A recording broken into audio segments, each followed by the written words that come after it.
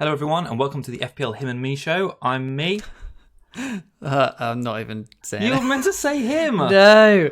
Oh my god. All right. So last start week, again? No, we're not starting again. Last Oh my week, God. last week we had a Can't lot of believe you've done that. suggestions from Stephen Townsend on YouTube. Caused quite a stir. He basically came up with some alternate names for the podcast. I said we'd trial them. Kieran obviously not expecting that one.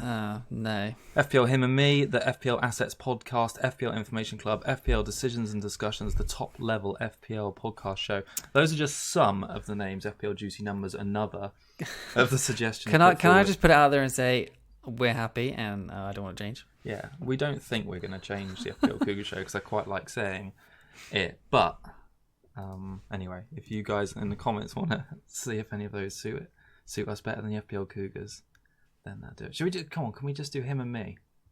No. It sounds like so 90s sitcom. It's too cringy. Okay, Sorry. all right. Well, let's just redo this. So, welcome to the FPL Cougar show. I'm Chris. God, I'm Kieran. God, you're Kieran. Right. I don't know where we are now. Today we're previewing Gameweek 14 tonight. That's, Yep. Or 15. 15. 15. We definitely don't know where we are because we're recording on a Monday. We usually do it a bit later in the week. Anyway, what a start to the show. Tonight we'll be discussing each game week fixture. Nice, short and sweet because it's such a quick game week turnaround. We'll be looking at the key players, differentials and clean sheets. We're going to talk captaincy, briefly reveal our teams, the Cougar Cub picks. Right, if you're not already following us on the FPL Cougars Twitter handle, it is at FPL Cougars like that. And yeah, subscribe, follow, all that good stuff. Yummy, yummy, yum, yum, bam. Right. Game week review, Kieran, because it was an exciting one in Game Week 14. There were points to be had, and you got 63 of them. Yeah, -4, obviously, but still did pretty well. 190k up to 140k, so a green arrow with a hit, nice. Decided to bench Tammy in the end and keep him, which is fine because he's possibly fit for Wednesday. Who knows? There's sort of good talk around him. So team on paper I thought looked a bit poor. I wasn't expecting much at all because I was forced to play Kelly and all that. And Kelly, one of only two teams to keep a clean sheet with 6 points. Trent, obviously 10, keeping him. KDB scored two times since everyone sold him, and it's nice nice to have that still in. Obviously Son bought him in with 10 points. Jimmy bought in with 5 points, and Vardy captain as well. So not too bad as well. So obviously I did a hit. I did 3 transfers. So my the people I took out was Aguero, Nakamba, and Tierney, who all got a 0. Yeah. Right. And then the people I bought in was Jimenez with 5, Son 10, Kelly and 6. So that was 21 -4, net gain of 17. That's pretty good, isn't it? I mean to take out players that all score 0 as well, I was just like, all right, this is good. Yeah, that worked out all right for you. Yep. I think I was sort of in a similar position with Tammy because we didn't hear about it, did we, till late until sort of Friday, I think, and we had to work with it. And you'd already made your transfers Thursday evening. So yeah, if I didn't do it Thursday evening, I would have done Kane and Jimenez for Aguero and Tammy. Yeah, so I would have taken him out, and I'm glad I didn't now because it worked in my favour. So it worked out a big way. I mean, you almost like shoehorned yourself into a good move because you did it early. It worked out really well. But like you, I'm sure quite a lot of managers out there were thinking about what to do with Abraham. Everyone on the show last week, remember, I was definitely taking out Sterling for some, which I did end up doing. But when I heard Abraham was out, I was thinking, well, I could probably just get Pulisic, couldn't I, for Sterling, and then get Kane for Abraham if he's going to be out for a couple of game weeks. Exactly, yeah. I mean, that would have gone, and that would have been for a hit. It would have been awful. In the end, I played it safe, and I didn't make any. I didn't take a hit, and basically the other only fairly interesting player would have been Jimenez in for Abraham, which obviously would have been a hit, and that would have got me exactly the same score had I just played O'Connell for that 1 point because he only got 5 and -4. So 54 points total, 3 above the little average, a little green arrow. I'm up to 356, I think now. What are you up to again? You're up a bit higher. 140k. 140, okay. And it's still quite bunched up. I think you and I are maybe 30 points maybe ish, something like that. I think it's slightly less than that actually. Okay. All right. Well, we're close enough. But anyway, that was us. And who did well from the manager of the week, Kieran, in the FPL Cougar Cubs League? Okay, so we got Brian FK from as John Bratt, I think. 76 points, no chips again. Game week rank of 221k. Nice. An overall rank of 57k, up from 175k. So nice jump there. 156th in the Cub League. His big boy that got all the big points, 17 from VVD. A lot of people obviously lost faith in him, and he's obviously kept it.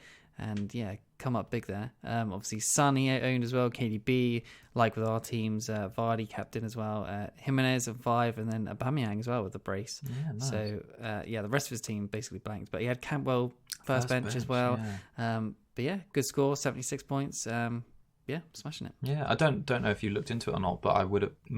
It's rare to see Van Dijk in the team, so I wonder if he's doubled up ahead of this good fixture run, and maybe if he's got on Van Dijk and or Robertson this weekend. That was a nice way to do it. I think he has. Is it on the screen? I think it's Robertson and VVD, isn't it? Yeah, Robert and VVD.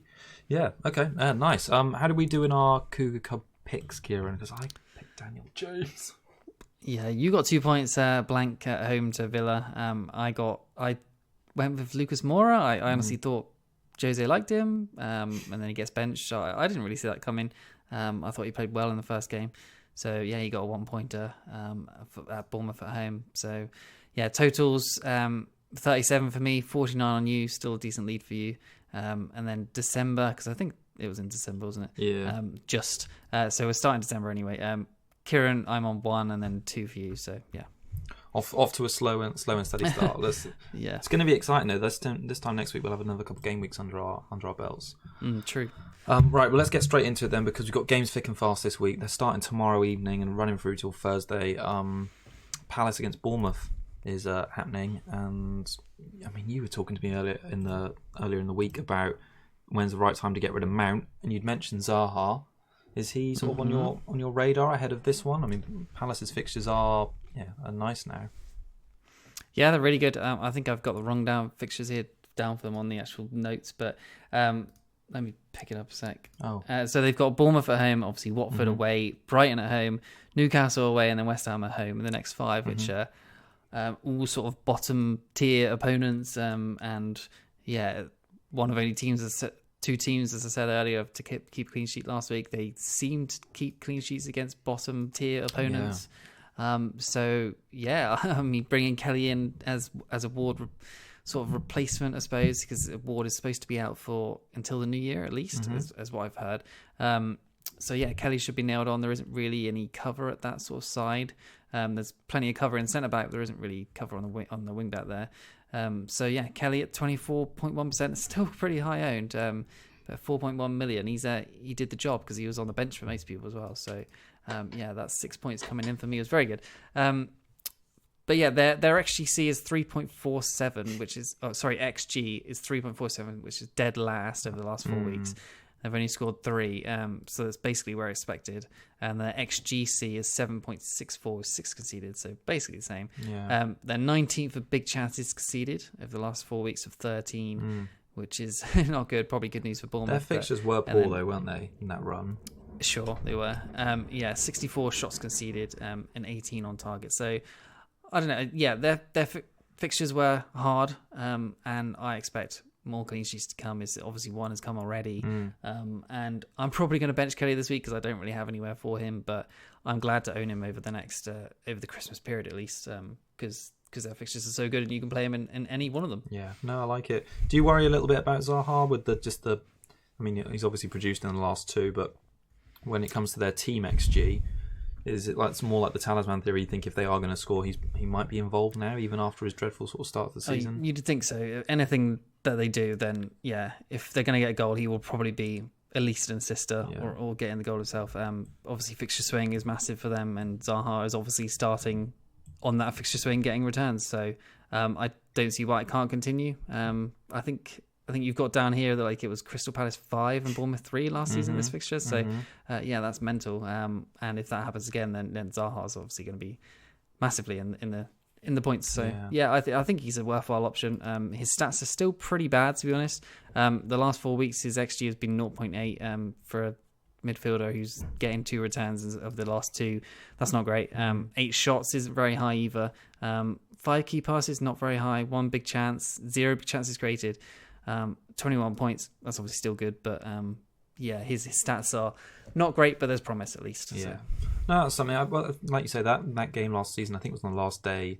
I think that was Gameweek 38 last season actually, and I think Zaha will contribute to quite a lot. The only notable players that scored he that got 3 assists, I think. Yeah, I think PVA got a goal, and King got a goal. But from the Bournemouth side of things, I've just sort of been monitoring them, and we talked about it like in the show last week. But just none of their players are appealing to me at all at the moment. Like Wilson now, he's down to 7.3% ownership. I think his early season sort of jam he was running on with until Game Week 7's run out, because he's not returned since then.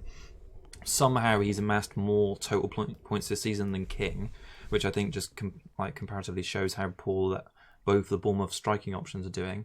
And it's actually Harry Wilson, obviously after his brace against Spurs, it looks like he's sort of picking up the slack as the next best of the Bournemouth assets. He's only a point behind Callum Wilson when it comes to sort of overall points for this season.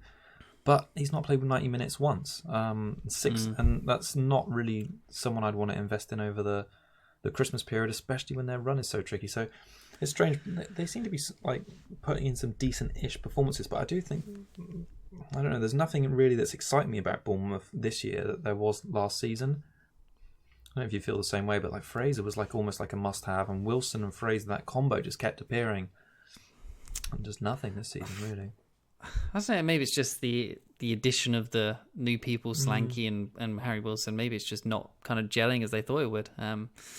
But Harry Wilson, he's deadly on a free kick, and if it's in the right place and he's on the field, he's probably scoring it, because he's so good with his free kicks. And yeah, Wilson, like you say, is just his XG must be so low, because he's just been awful. And King, I don't think started this game, did he?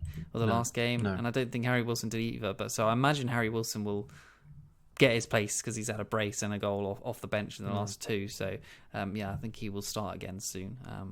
But no, Fraser needs to start picking it up, doesn't he? I don't know if he wants to move on. The shop window is open again soon, so he needs to start banging in some goals and assists. So.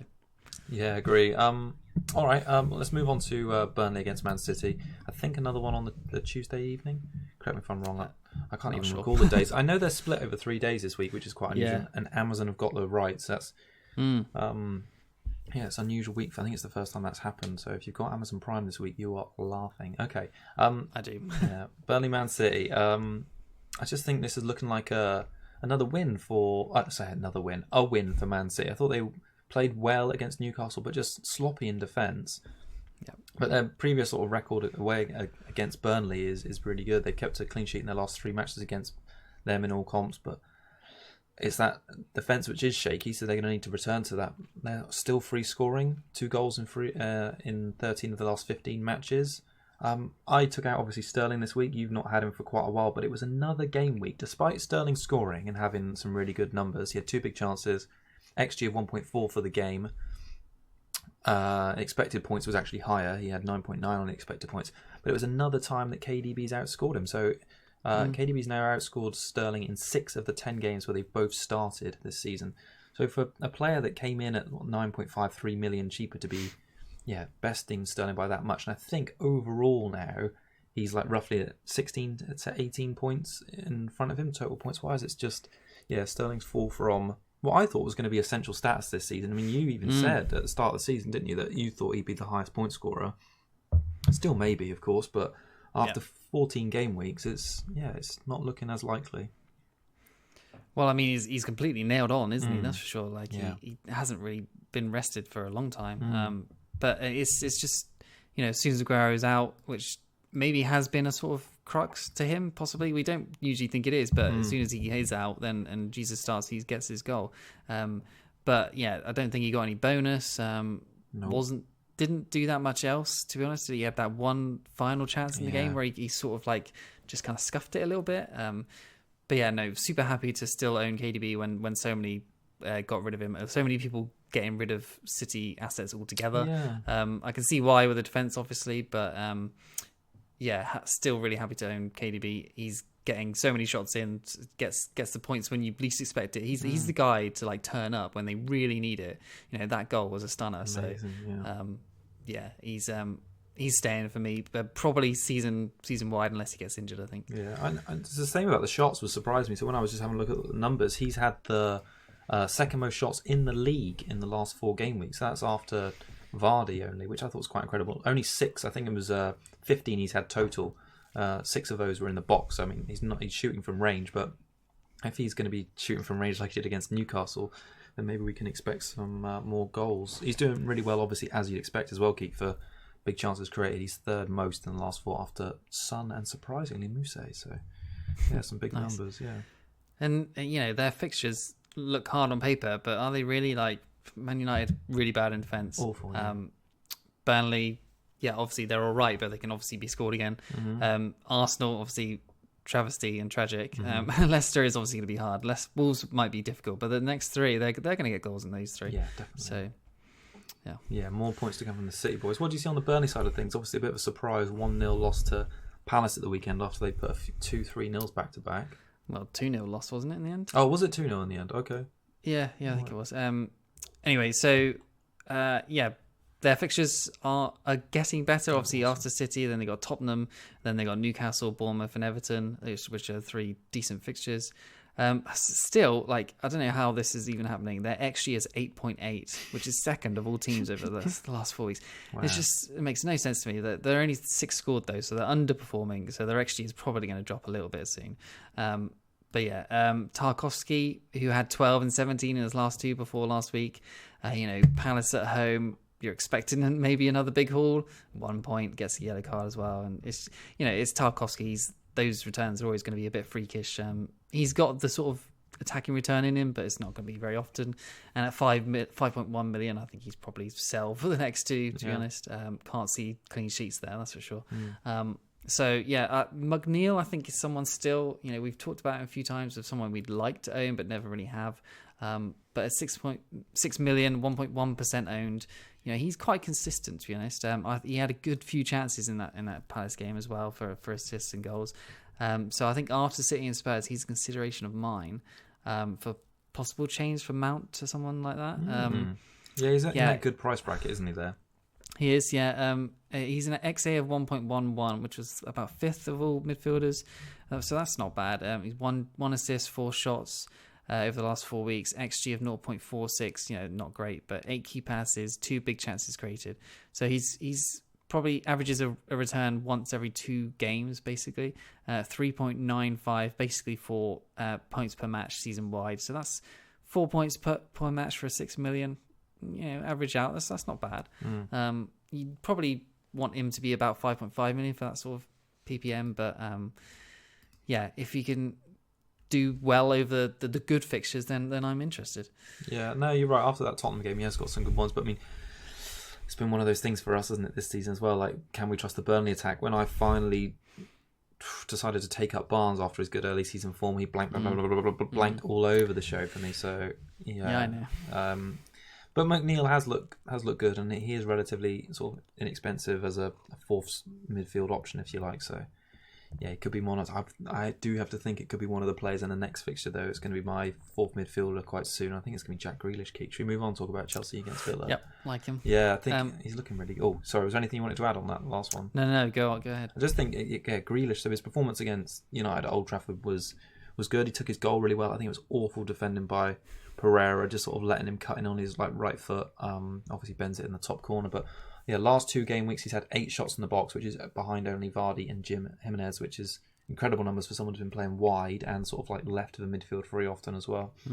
7 key passes in the last 2 as well. That's the 4th most in the league. He's hit 15 points, so obviously that's a great average there. I think when it comes to Villa, we've seen that they can score goals on the road, and they can see goals as well. They're not like a particularly good source of clean sheet points, but coming up against Chelsea, who obviously come off the back of this West Ham game, I wouldn't be surprised if Grealish pops up with some more attacking returns in this one. Yeah, if you've got someone to possibly bench for Tomori in your defence, I think Villa score here.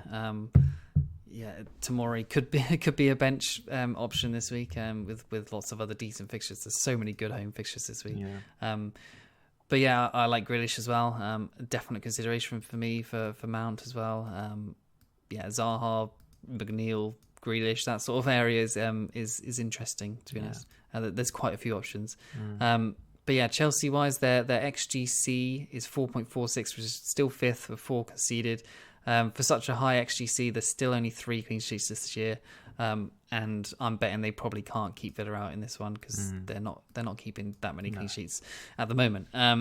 So yeah, Tammy-wise, I suppose we should talk about. Important. So a journalist on Twitter has said that he spoke to Tammy after the West Ham match, and he said he should hopefully be fit in quotation marks. And the journalist then said it sounds pretty likely that he will be involved in the game. So, I mean, that's a good sign, I suppose. Obviously, they struggled to score without him. I hope that's more chance for Tammy to start. I think Lampard said today that he's going to be outside in training over the next 2 days, over today and Tuesday. So, there's that chance. I'm probably going to start him. Hopefully there's no cameo, but, we've seen when Mount has had his ankles torn off that he started games. So hopefully Tammy, after that rest and one game out, he can come back. What do you think? Yeah, it was really interesting that Lampard, so I heard about the journalist comment as well, and heard Lampard saying that Tammy's really keen to be involved because obviously it's against his former club. I do think even if he's sort of 75%, 80, even if he'll start the game. Like it's Chelsea obviously were poor against West Ham, which play 60 minutes maybe. Play 60 minutes, yeah. I mean, sometimes he only plays 80, doesn't he? So it wouldn't surprise me if he plays less. But I mean, Chelsea were 2+ in against West Ham in a game we thought they'd absolutely thrash them. So I think it's quite important Tammy comes back in to help their style of play. So. Yeah, I think he'll start. I think it's clear that Giroud and Batshuayi can't do what he does for Chelsea, or just holding the ball up such pace, and he's so tall as well. It's just Tammy could be the complete striker that Chelsea need, and he's obviously been doing it this year. And Giroud is just too old, and Batshuayi is just born offside. So no, you're right. I like that. I feel a bit bad though for some people that went to. Batshuayi for this game though, because I mean on paper it did look like a good fixture. Whenever he's come in for Abraham in the league this season, he's done really well. So I think that's just unlucky if you go to him in this game. And I think you've got to keep him now because there's still that little bit of doubt over Abraham, and it's likely if he does play he'll come off early and Batshuayi will come on against a tired Aston Villa again. So I think you've got to back that. Right, let's talk about Mount. You and I both got him. He's looking poor. He played a number 10 role. Obviously, they blanked. Mount blanked again. He keeps dropping in price, which I keep waking up and having a look and saying, oh, God, he's gone down again. And the pool of players I can afford sort of shrinks each time. So, What are your plans with him? Because he's obviously really well owned. So I've seen some. It's not really an in the know. It's like a predicted lineup Chelsea account on Twitter saying that Mount is going to be benched against Villa. So I don't know what to take from that, but it's not. I don't know. Happy reading for us. No. So I've got the money to go to Pulisic, but and there's been comments about Pulisic possibly starting as a 9 while Tammy is still out, or if he's still out, obviously.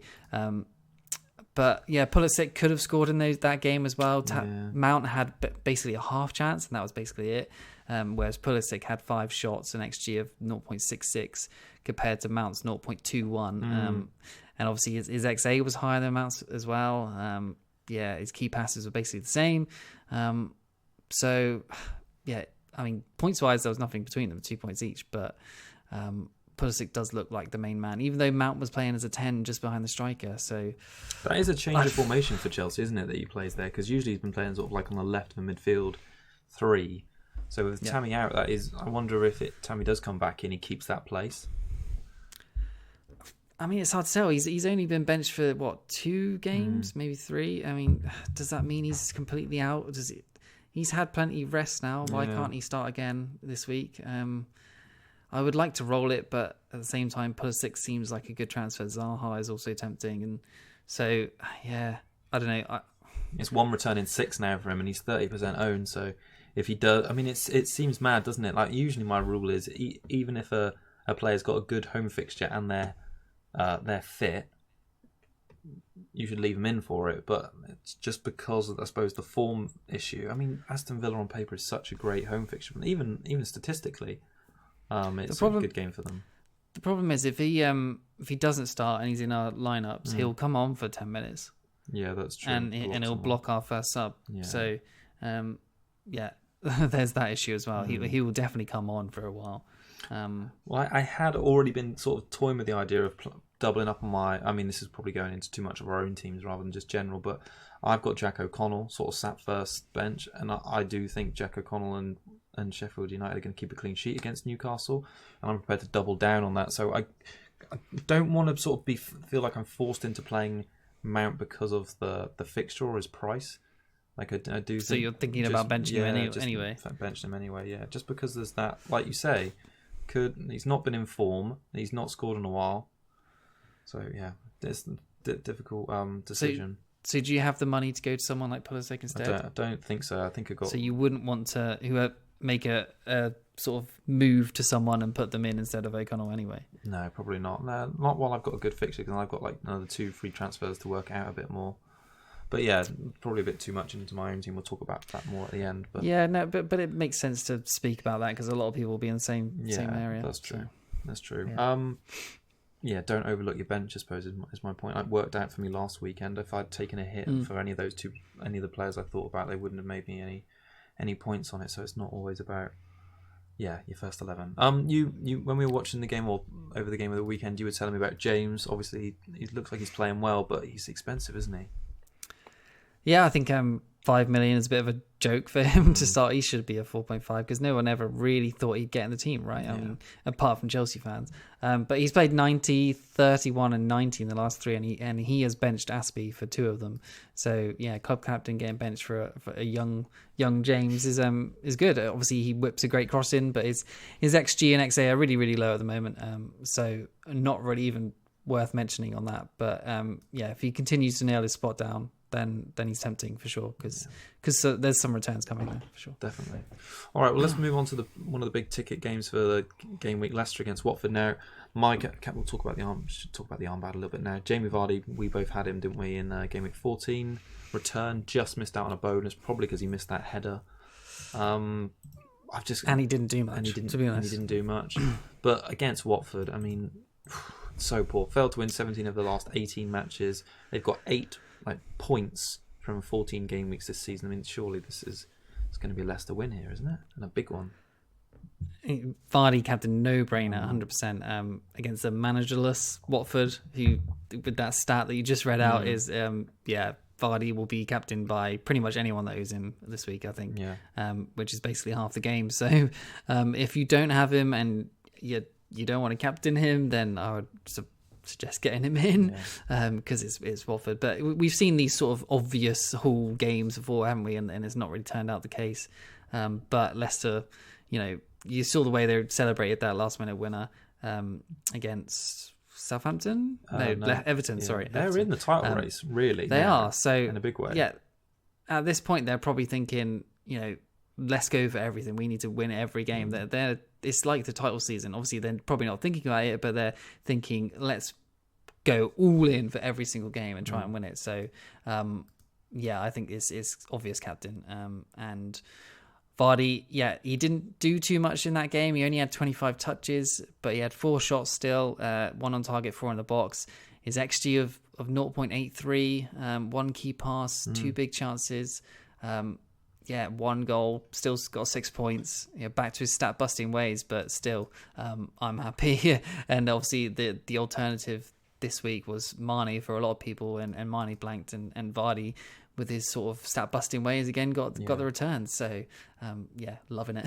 I just like the way they keep going and going. Like in that Everton game, it was still 20 minutes to go ish, and they hadn't scored, I don't think, at that point. And they were just kind of relentless. There was balls getting played through. The combinations were still good. The passing play was excellent. They were getting out wide. Chilwell and Pereira getting forward. It was all good stuff. They just were going hell for leather to come from behind. And seeing that attitude and sort of the conviction in their play bodes really well, just from a team point of view as well as an FPL point of view. I mean, Vardy's never going to get subbed in a situation like that. Same goes for Maddison and Tielemans. Again, we've seen Perez and Barnes as subject to rotation. That's just not something I want to dabble in. I mean, we talked about Mount just recently, so it obviously makes sense to bring up Tielemans and Maddison again. I had an interesting stat on Richarlison actually, but I'll see if I can bring up now. Just that Maddison has been a player I've been keeping an eye on because he's got good fixtures and performing well. No one's really spoken about Richarlison, but I'll just use him as a comparison because they're similar price and they've just played one another. But Richarlison, in his last 4, he's obviously 7.9 million to Maddison's 7.6. He's got 5.52 points per 90 minutes. Maddison has had 5.7 points per 90 minutes. So whilst Maddison is taking the same amount of shots as Richarlison, 10 in the last 4, he's had 0 big chances. And watching him in the game against Everton at the weekend, I never really felt like he was capable of a haul. And I do think the only goal he's got recently, that one against Arsenal, was, I don't want to say a bit speculative because that's like a bit of an insult to the shop. Do you know what I mean? Though it doesn't feel like a reliable source of points. So my long-rounded, winded point I was getting to is Tielemans, because I thought he looked a bit more incisive and better potential of sort of like quick 1-2 assists. Is he a better source of points in that Leicester midfield than Maddison? Is he a Mount replacement? Because they've still got good fixtures and you are investing in the second best team in the league at the moment. Well, I mean, stats and form-wise, you're investing in the best team in the league at the moment. True, yeah. But at the same time, like you said, Maddison doesn't always look like he's worth a haul. Tielemans doesn't either, really. So I don't know if either of them are worth investing in. Like, that's probably why we both still only have 2, because we don't fully trust their midfielders. Even though they are looking so good, their stats and their points returns seem to be kind of limited. Yeah. So, I mean, maybe that double defence, because Pereira looked really good again. Yeah. Chilwell looked really good. Obviously, they conceded, but nobody was stopping that bullet header from Richie. No. And they conceded basically no other big chances. That they were just solid as apart from that goal. So, there's probably nothing but a clean sheet here as well, I'd expect. I'm glad that Evan wasn't injured and Morgan didn't have to come in. So it's attempting to bring their defenders in rather than Tielemans or Maddison. Yeah. But I thought Pereira looked so good. Running into the box from deep, good shots as well, and he obviously picked up that assist, a great through ball. Yeah. He was just like, compared to Chilwell, Chilwell's play to me seems like he'll get the ball in the final third and put a cross from deep in, whereas Pereira will get in the final third and either have a shot or exactly. Yeah. Dribble it. So I do really like Pereira. I had thought a little bit, I'm sure many other managers have as well, even upgrading Soyuncu to there, because I do think over these games where there's going to be attacking options for a defender, Pereira from open play can do some damage. Next 3 are possibly as good as you can get as well. Watford at home, Villa away, Norwich at home. Yeah. Then obviously they've got City and Liverpool back to back, but I can see them troubling City. Yeah, same. And Liverpool at home, they could get a goal. They've done well against Liverpool in the past, so yeah. The interesting thing about that Liverpool game, I mean, someone might point out if I'm wrong on this, but that's the game. I think it's on Boxing Day, and I think it's after Liverpool have just come back from the FIFA Club World Cup or whatever that competition is. So I think 26 December. So I think it's going to be a tough game for Liverpool going away to sort of who potentially at that stage might be their closest title rivals. So I'm sure the Leicester fans are going to be up for that on Boxing Day. So that'll be a good one. Yeah, imagine if they win that and they close the gap. I don't know, close the gap to like 5 points or something. Oh yeah, if Leicester can stay in touch over these next 3 games, and I can't see them beating City away, but let's say they can hold on for a draw there maybe. That game on Boxing Day when Liverpool travel all around the world and then back again, that's going to be a really tasty one. Yeah. I agree. Yeah, I don't even really want to say much on Leicester, so I'll just say how poor they've been. Leicester have scored at least 2 goals in the last 6. So Watford. Watford. I don't even want to talk about their players too much because Foster is their highest point scorer in the last 4, and he's still too expensive, 4.8. So we'll move. Let's move on. Right on. United against Spurs, another sort of cracker. Looking forward to this one a lot. You and I both invested in Son. Before this game week, came away with 10 points. I thought he looked quite good, but it was Ali who stole the show, and I had a really interesting obviously with those 2 goals, I had a really interesting stat on him. So in the last 4 game weeks he's had 12 penalty area touches total. In the last 2 he's had 11. So that sort of clearly shows that Mourinho said get your ass forward, because in the only 2 games under Mourinho, he's obviously hit like 96% of his penalty area touches. So he's more involved and he's higher up the pitch. And as an alternative to Son and Kane, if he can sort of be inspired to recapture some of his goal scoring form, and Ali is going to look like a real interesting asset once again. Do you think it's worth a double up? Probably not, just because of the fixtures and because of how expensive they are. Like, we're not doubling on Leicester assets, and they've got a better expected expected goals rate than Spurs at the moment, and they've got easier fixtures. But I do think Dele or Son is a worthy inclusion in your team at the moment. Yeah, no, I agree for sure. I like him a lot.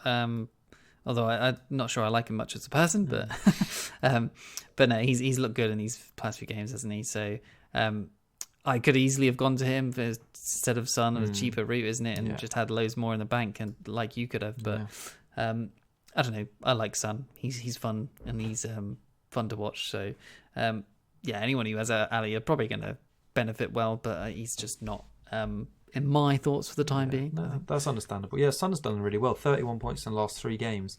It is interesting that his penalty area touches and shots in the box are down. He is turning into more of an assistant winger, traditional sort of in the last maybe 4 or 5 game weeks. So he's created the last most big chances of any player in the last 4 game weeks, which is 6. That's more than the likes of KDB. But his shots in the box in the same time are way down. So he's only had 7. Haller and Harry Wilson, even Tosin have had more. So there's some really choice names ahead of him. And again, penalty area touches per game are down as well. So he's only had 5.4 per game in the last 4 game weeks, and players like Hernandez of Norwich have had more than him. So he's done well to produce, like, on average, like double-digit returns in the last 3. But yeah, let's hope it's sustainable, because I like watching him play, and he's doing well. I mean, do you think there's goals in this game? Yeah, definitely. I think United have been consistently poor.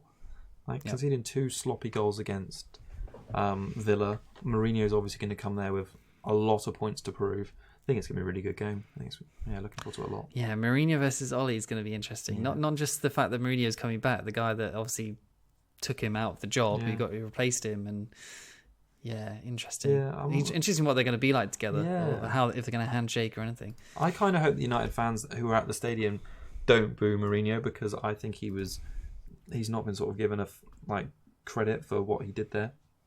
With that squad to finish second, win a European Cup, hardest job. Win a League Cup. I think he did well, and I think, I don't know, I'm sure if he'd had the backing, I know we're all digging up old sort of stuff here, but if he had the backing that Ollie did last summer with Maguire, Wan-Bissaka, and maybe not James so much, it's not really a Mourinho player, but if he had that sort of cash backing, I think we would have had a much better United team this season. Anyway, talking about players who are doing well for them, it's your favourite Rashford, and it was an assist, wasn't it, after it hit Heaton's backside? Yes, it was. He's been pretty consistent, to be honest. In hindsight, maybe the better choice than the out of position Martial, I guess. Yeah, could be. Yeah. He's had 5, 11, and 5 in the last 3, and including his form for England, that's really good, nicely informed, to be honest. He's looking pretty consistent, a threat in most games. His next 3 are kind of tough fixture wise. I mean, Tottenham, City, and Everton. Those are bad actually. But afterwards he could become essential, let's say. Well, maybe not, but his fixtures after that are really good. Watford away, Newcastle at home, Burnley away, and they got a decent run of greens. His XG is 2.58 over the last 4 weeks, which is 4th. 13 shots, 6 big chances, 2 goals, 6 key passes, 2 big chances created, an XA of 1.34, and 2 assists. So, he's got goals and assists in his locker, and that's something we obviously look for in a striker, because someone like Kane, Aguero don't really have much of that. They just sort of seem to just have goals. He's in the likes of Jimenez, who gets goals and assists, and Rashford looks good. And I don't see why he can't continue. He'd probably get a goal in this game. Looks better than Martial does, to be honest. I can't say bring him in over the next 2, but after that, why not? Yeah, United have got a really nice run, haven't they? That Everton, Watford, Newcastle, Burnley. So, I think Rashford's obviously going to smash his goals for the season record, which I think previously was 10, wasn't it? So, and he's looking key to the United side. It's just, I've got a real thing about investing in teams as well as players, and at the moment, United just don't inspire me with confidence. And that's true. So maybe after the back of these 2 games, we'll know a little bit more about where they are heading into this Christmas period. But I mean, I suppose what you're getting with Rashford is he's going to start every game, and he's also on penalties. So that's obviously 2 bonuses in his locker for him. Should we move on and talk very briefly about Saints versus Norwich, because it's not that exciting? No, well, XGC 7.48 for Saints, 7 conceded, expected goals are 6.23 and 6 goals. They've only failed to score in 2 games this season, which kind of seems strange. That is surprising. But they've only had 2 clean sheets, and they've obviously conceded a shed loads of goals in that time. So every game seems to be a cut-off point for Hasenhutl's job if he loses and he's out. Yeah. Ings obviously. Another jammy as goal, in my opinion. Gineppo obviously handballs in the build-up, and how VAR doesn't see it. I mean, I think that's tragic. Like, that is what VAR is for. How do they not see it? Like, what? A tap in, right place, good finish, but should never have really counted. So, 7, 6, and 9 as last 3. Next is Norwich at home, obviously. I should back my own ideas a bit more. You should do, because you would have had a lot of points for him. I know. But he looks. I'm not going to say. I don't know if. No, I don't think he does look good. To be honest, No, his stats are pretty bad. But he just keeps returning. So stat buster and the like of Vardy, I suppose. Yeah.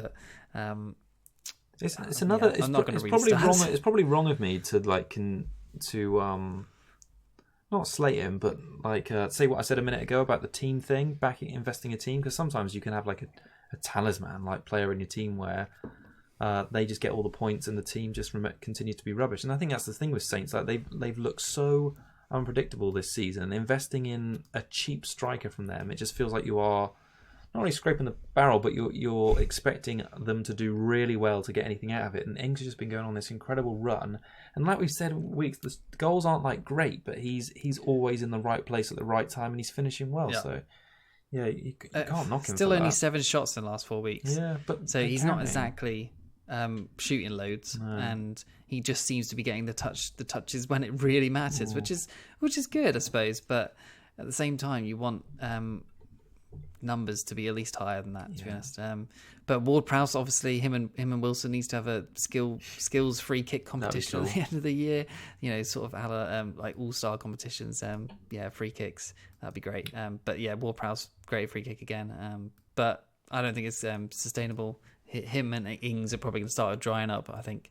Even though they have good fixtures, there's not much for them, I don't think. Yeah, this is going to be a tasty game. Norwich conceded at least 2 in 10 of their last 12, so I mean Ings is looking good for more goals, I'd say, in this one. I'll be so annoyed if he scores again. That'd be unreal. Embrace it, Kieran. Everyone else is 18 points in the last 2 for the man named Todd Cantwell. He's doing really well again, Kieran. Why did we sell him? Why? Tell me why. I haven't got an answer. You haven't got an answer, have you? Exactly. He's still owned by 17% of players. 17% of the game, Kieran, are enjoying 18 points off him in the last 2 games if they didn't bench him. But most of them benched him. Anyway, that was more than his previous 8 games combined. He's only owned by, or only 4% of people difference between him and Salah, basically, in terms of ownership. So Cantwell is still surprisingly high, which is, it's a bit of a worry. Pookie, again, returning in that Arsenal game. I only sort of mentioning them because they've returned recently, and at the start of the season we saw them do the same. But yes, Pookie down at 6.6 million now, still owned by 18%. So like Cantwell, still fairly high teens. He's had 13 points in the last 3, and they've got some decent fixtures, I suppose, in the next 5. I'd say they've got a game against Villa, Sheffield United, and this Southampton one. So 3 of the next 5 aren't bad. It was also interesting. I looked at their stats just to see how well the team was doing as a whole. So the last 2, when they've actually put in some good performances, that Everton game and the Arsenal game, Cantwell has had more penalty area touches, more shots in the box, and more big chances than Pookie. And he's also doubled Pookie's XG. So those were all quite surprising reading, really. So if you want to dip back in on Norwich, Kieran, which I can see you just getting excited thinking about the thought of it, Cantwell might be a man. Well, how many points has Cantwell got since you took him out, Kieran, is my question. 18. 18 points, exactly. So don't you want some more points? I mean, maybe, but 4.7 is too much to spend for that 5th benchable midfielder. Yeah, it is. But I keep looking at Pookie's ownership, trying to make him a cub pick under 15%, but he's never getting there under 15%, is he? Nope. He's tempting to bring back in, at some point, because I think he's looked right in the last few. Yeah. I think a lot of those Anyway. are probably people that start the season that saw him scoring against Liverpool and then Newcastle, and then they've stopped and lost interest, so he's going to be high all season, I think. All right, fixture meeting between two of the teams beginning with W. Kieran, ready, guess? Wolves and West Ham. Hey, nice one. All right, bonus for you. Go on then, you can tell me something about Jimenez because you recently got him. Yeah, he's up to 22.6% owned now, 7.7 million. I think he's had a double rise this week. Oh, good lord. So yeah, it's about another 4% since we last recorded. I think he's gone up by... since we started recording the show, but yeah. No. So yeah, like I said last week, becoming the next template player, and yeah, he keeps returning. Got the assist in the last game. Probably could have had more, but he always looks a threat. He's just going to tick along nicely.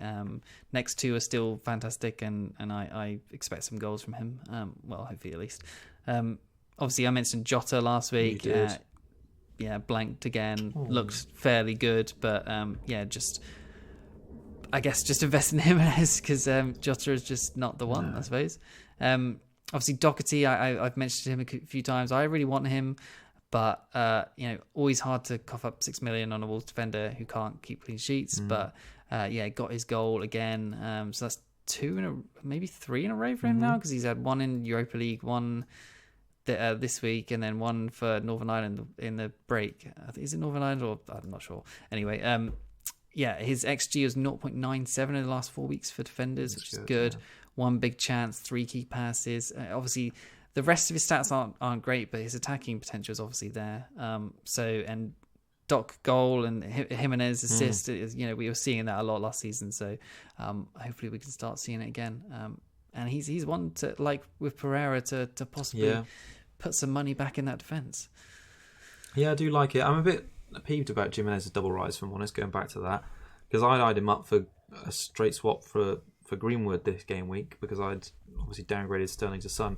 And because he's risen, I'm now 0.1 short. I hate being 0.1 short. And I don't like taking hits. So I'm another week without Jimenez. So got to look elsewhere. So that is a bit irritating. Anyway. Pookie's always there. Pookie. Oh, gosh, Kieran. Maybe I should just get Cantwell in. Yeah. Canby has been benched and he's not coming on. So maybe you've got to get rid of him again. Anyway, West Ham. Kieran, where did this result come from? 1-0 against Chelsea. Out of the stratosphere. Indeed, yeah. That was Cresswell's second 14-pointer of the season. And if you listening to this right now played him, well done, because he's only owned by 1.4%. And who would have thought he'd get 14 points? Well done. Obviously, couldn't expect it. Good goal. Yeah, good goal as well. Martin, though, was probably the one that piqued my interest a little bit, Kieran, who came in for the what was the previous goalkeeper's name? I've just totally blanked on. Roberto. I wasn't even remembering, but yeah, Roberto. Martin obviously came in, 10-point start, 4 million goalkeeper. Could be a good option over Christmas with Fabi out until the new year, and you need extra money. 6 saves, 2 bonus, and I suppose after keeping a clean sheet away at Chelsea, he's going to become sort of first choice until Fabianski's back, I would say. Yeah, he probably will be, but I don't think he's very good. No, to be honest. That's why he's third choice. Yeah, so it was just a emotion-filled game for him, making his debut at 33, and then his dad used to play for them and went up and cried to his dad in the stands, which was nice. But I think Wolves can score here fairly easily. Yeah. Interesting sort of note on West Ham was the fact that Haller got benched. And I completely just missed that. I didn't even realise he got benched. That's kind of crazy. Yeah, Antonio played up front. Actually did fairly well. He had 3 shots and 2 big chances. I thought he looked really lively and was probably part of the reason why West Ham did really well. He came off with a knock, as you'd expect him to do, and he's sort of, I think he's yellow flagged now. But Antonio had the 5th best XG of the weekend with 0.9, which is pretty decent, isn't it, for an away game at Chelsea? Yeah, and he isn't a bad FPL sort of player because he's quite exciting to watch. And he does get forward. It's just so injury prone, but maybe one to look at. But he's playing central striker and he's a midfielder. 6.9 million. He's quite expensive. The other interesting note on West Ham to say is they obviously have a blank in 4 game weeks time, including this one, because that's when they're due to play Liverpool. So yeah, if you're bringing in any of their players, just be prepared to bench them in a couple of game weeks. All right, let's talk about the Merseyside derby. I think it's on Wednesday evening, isn't it? Yes, I think so. I've got very little to say about Everton, bar Richarlison's sort of stats numbers I gave out earlier against Maddison, and surprisingly, he's not doing that badly to a player who's perceived to be doing quite well. But I can't see anything positive for Everton in this game because Liverpool undefeated in the last 22 home matches against Everton, which is quite impressive, and Liverpool have scored at least 2 goals in their last 14 at home. So let's chat more about Liverpool, Kieran. I think it's going to be a clean sheet for them. I know they haven't kept clean sheets in so long. I can't see a big game really. If we had lights. 1 million subscribers for every time you said, I think this might be a clean sheet this week, imagine how many subscribers we'd have. Yeah. But no, I actually think there will be. Well, actually, I'm forgetting that Alisson's out, so maybe not. But so obviously Everton at home, then Bournemouth away, Watford at home. So this game is probably going to be cagey, and then you've got 2 good fixtures before they're blank. So I think the time for a triple up has probably been and gone, unless you're obviously get a wild card or free hit or something like that. But yeah, the triple up on Liverpool is probably out the window for now. So yeah, their team stats, these are actually really poor, honestly. So XG 6.95, which is way down in 10th over the last 4 weeks. 10th. That's like mid-table, isn't it, pretty much? We'll bang on. Yeah. So yes. So they've scored 9. So they're overperforming. So their XG is really low, but at least they're outperforming it, which is good, I suppose. Yeah. XGC of 5.51, which is 8th. Which they were first for ages, and now they're down to 8th. These 5 conceded, the constant 1 goal conceded in every single game, pretty much is obviously starting to stack up the XGC numbers on them, and they're matching them because they're conceding every time. So it's not a good look for Paul and the double clean sheet, but I don't. Like I said, I'm I'm hopeful there's one this week. So yeah, Adrian comes on, Alisson gets sent off. They find another creative way to screw up a clean sheet. Obviously, I guess Dunk managed to do the creative thinking there, I suppose. Yeah. But there's so many people complaining about, he took it so quickly, but those Liverpool fans weren't complaining when Trent did it in the Champions League. Yeah. So, what comes around, I suppose. Yeah. And they still won. Yeah. So, Adrian coming in, is Alisson banned for 2 weeks? I think it is, a red card. I think that's it. Yeah, I think so. So Alisson will come back in for Watford at home. So 1 clean sheet, maybe against Bournemouth, maybe none. Trent, obviously, 10-point haul. That was good, wasn't it? Missed the clean sheet, obviously. But yeah, he's now only 1 point behind Robertson over the last 4. And obviously Robertson was well ahead, and we kept talking about, don't drop and change. Because, if you changed to Robertson this week, then you would have been really mightily annoyed. But, yeah, they're both obviously as good as each other. They're just going to exchange blows of points down the line. So, yeah, like we said, it's one of them or neither. One or both, not neither. Yeah. Obviously, the big surprise this week was Van Dijk getting both the goals, I suppose. If you still had him, then nice. But Trent's XG, all his stats are actually way down compared to what they were. His XG is 0.07, which is bad for him. 4 shots over the last 4 weeks, 11 key passes, which is obviously still good. But 1 big chance created, an XA of 0.83, which is actually 10th amongst all defenders of the last 4 weeks, which for him, everyone is just like, his stats are always amazing. He's always so good at the XA. He's way down there. Yeah. Even Robertson's higher than him. So, but it's good that he got the points though. So of course. So it's not. I suppose it's another one of those things to point to. It's not always about the stats, but for the weeks like we have been saying, that Robertson's been doing so well, crushing it, that it's good to see Trent notch something. I just wanted to pick your brain a little bit on Salah, because I was so undecided heading into last week about lots of potential transfer options. Obviously mentioned Pulisic and Kane, Son, but for quite a while I was really set on just doubling up on that Liverpool attack, and I nearly pressed the button on Salah, and I thought, it's last season's Golden Boot winner. The season before, he'd scored in, I think it was 5 of his 6 previous home games this season, and I think it's just that's in the league. Poor, really poor. Subbed again early. This ankle issue picked up in that Leicester game has obviously really ruined his confidence and his form recently, because he's just like a shadow of what he was previously. changed the game, isn't it? Really. 18 touches in 68 minutes. His heat map was abysmal. And just, one key pass. That's literally all he did all day. Game. His XG and XA are not even worth talking about. But he still managed to outscore Mane. So 3 points to 2, obviously being taken off before the clean sheet went. So I don't know what you do with Salah at this point. It's a strange one. If you have him, I guess keep. But I don't know. Like, it's really awkward. Obviously, he's not worth the money. That's for sure right now. But at the same time, he's explosive and can get a haul at any time. So, but maybe you just have to go to Mane if you don't have him, and just go to Son or someone like that if you can, and just wait till Salah starts to find some form, and then get back on him. I think that's probably the smartest and wisest decision. Yeah, no, it's really tricky just trying to decide what to do with him, because he sat there and historically been one of our best players in the league in the last 2 years. And now he just looked, like I say, his confidence is shot, and he's not taking on chances. He's not taking on players. He's just looking a real, I don't want to say a waste, but do you know what I mean? He's looking a real, just shadow of his former self. And from an FPL point of view, it's obviously made things more interesting because we've had to be more diverse with our money. But I enjoyed the security of Salah Kieran. A little captain armband on him every week, and him just causing havoc. And we haven't had that, I'd say, like probably since game week 4 or 5. When did he score that haul against Arsenal? Was that game week 3 or 4 actually, maybe? But it was around that sort of time. But since then, I don't think I've been scared of what Salah's done this season. It doesn't feel right, does it?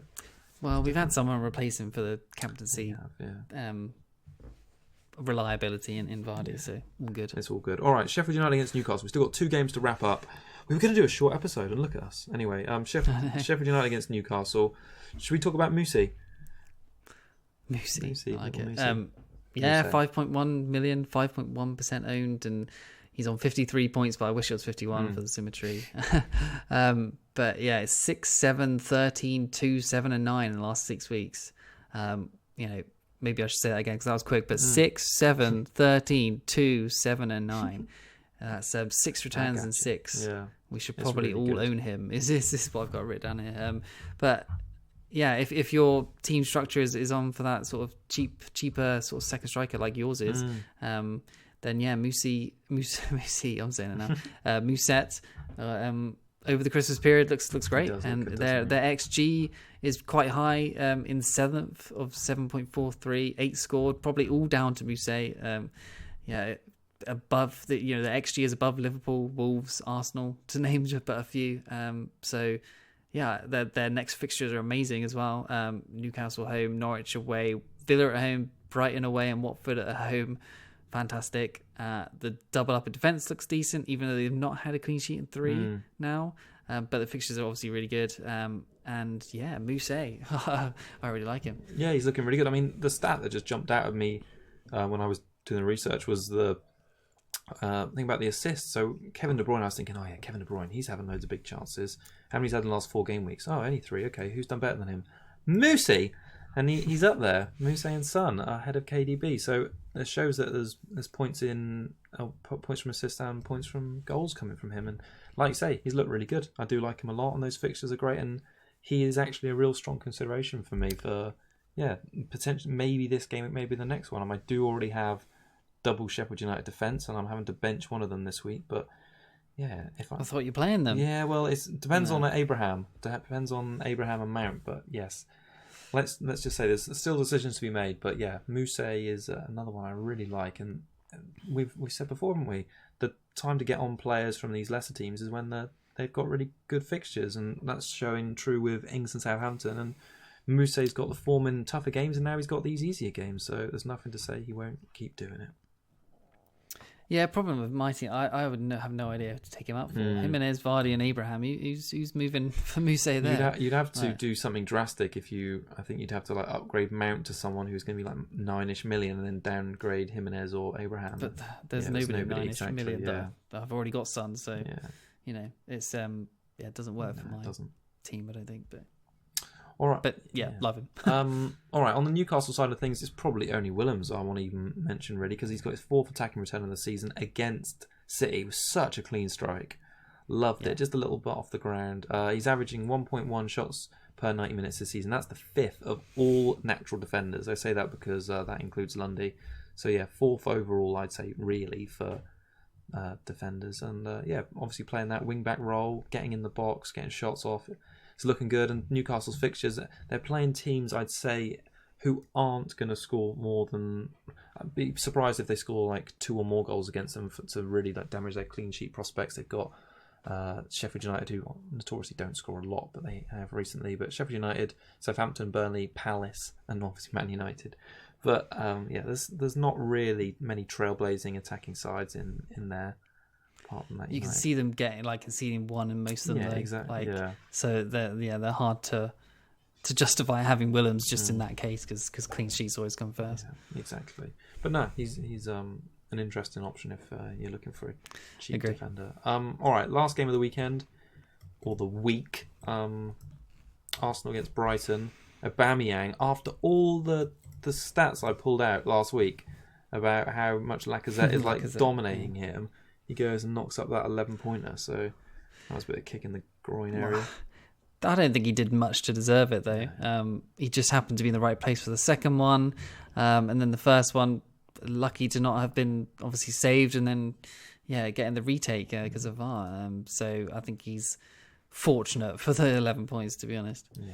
Or was it 13? It was 13 then. It's a bonus. Yeah, but it was it was a surprise really to see them draw at Norwich. I thought with that new manager change and Emery, they'd be right up for it and they'd play well. But even this game against Brighton, who have been poor, I still think there's enough in the Brighton attack to trouble them in the Emirates. Honestly, I think Brighton are going to keep clean sheet and win here. Do you? I don't know. Yeah, I have a feeling that Brighton are just going to screw the or stick the screw in even harder. Okay. I didn't think Freddie Ljungberg brought anything to them at all. He's been coaching with them for a while and he's not improved anything. So I don't see why him being temporary manager would change anything. So he brought in Mustafi. There's a reason to fire him straight away as well. So they were just terribly bad as usual. They didn't look like they were doing much. They got lucky with the penalty and then just finished one chance that just happened to come to Aubameyang. So, he is just way ahead of anyone else in there, sort of scoring wise, points wise. I think their next best scoring player is Leno, which is crazy as well. So, I think if you've got Aubameyang or Lacazette, keep them for the next two. Next two. Yeah, Brighton and West Ham. West Ham, but then possibly sell against City and then Everton and Bournemouth are probably 3 fairly difficult fixtures for them at least. Any manager I think who's going to come in to that team is just going to struggle. I think they're just a bad team, honestly. So, I'd love Poch. Speak of Allegri, there's a bit of Poch. Yeah, Poch could probably do all right with them, to be fair. But speak of Allegri, I don't think he'd suit them. Let's speak of who was going to say Arteta. I think he'd be pretty bad too. So who knows? But I fancy Brighton a little bit here. Yeah, well, Brighton's away numbers don't look that promising. They've lost their last 4 and they conceded at least 2 goals in that time as well. It's not a stat-wise hunch. It's not a stat-wise hunch, all right. Well, let's see. Let's hope it's a Matty Ryan mega score for you this weekend. There's nothing really on the Brighton side which really get me excited, but they have had really tricky fixtures recently. It's probably worth just mentioning Dunk once again because he obviously scored at the weekend. That's his 4th attacking return of the season there. Really smart, quick taken free kick. He's taken free kicks a few times actually, so that is something to be aware of. Yeah, it's actually also the 14 game weeks. Sorry, the 13 times he's played this season, he's scored 6 or more points. And to put that into perspective, even a little more, he's only scored 6 once. So he scored a lot of times. He scored just more than 6 and got an attacking return. So he does seem to return well, and usually when he does score, he'll pick up an assist. He picks up some bonus as well. So. Yeah, for 4-6, and he was really well drafted in at the start of the season. Do you remember after I think he scored on the opening day, and that's why he shot up to like a 15-odd%. He's back down at 11 now, but yeah, he does look like the main source of goal threat from that Brighton backline. So yeah, their fixture is a little bit tricky. This Arsenal one, I can't see them keeping a clean sheet. Sorry, Keith, but After that, Wolves, Palace, Sheffield United. That's a nice sort of block of 3 fixtures there. 2 of those at home, so maybe some returns there. At least he's going to get more saves than Pope is this week. God, that's true.